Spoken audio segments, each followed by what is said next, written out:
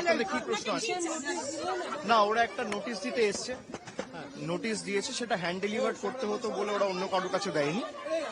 এখন প্রথমত ওদের কাছে বোধহয় ভুল তথ্য ছিল, ওরা জানেন আমি কোথায় থাকি।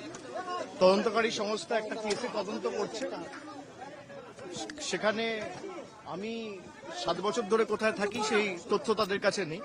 তো যাই হোক, তাদেরও চাকরি করতে হয়, আমি কাউকে দোষ দেবো না।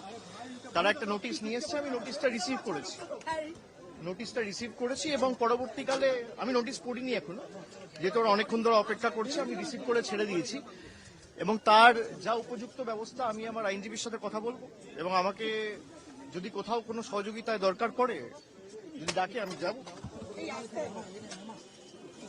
না, সে তো রাজনৈতিক, এগুলো নিজেদের স্বার্থ রয়েছে, সে কারণে অপব্যবহার, ক্ষমতার অপব্যবহার যদি কেউ করে, ক্ষমতায় বেশি দিন তারা টেকে না।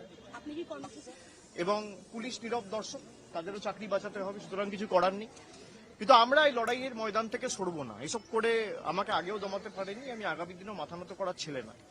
আপনারা কেএমসি নিয়ে আমাকে প্রশ্ন করেছেন যে কেএমসি আমাকে নোটিশ দিয়েছে। কেএমসি যে নোটিশ দিয়েছে তার রিপ্লাই আমি ইতিমধ্যেই দিয়েছি, এবং গতকাল আমরা হাইকোর্টেও মুভ করেছি, কোর্টে কেসও ফাইল করা হয়েছে। যদি কেউ ভাবে যে ডেকে ভয় দেখিয়ে চমকে জোর জবরদস্তি ফেক কেসে ইমপ্লিকেট করে জেলে ঢুকিয়ে আমাদের মাথা নত করবে, আমরা ওই ধাতুতে তৈরি নই।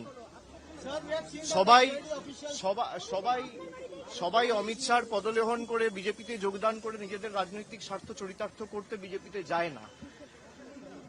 যাদের মাথার উপর 2-3টে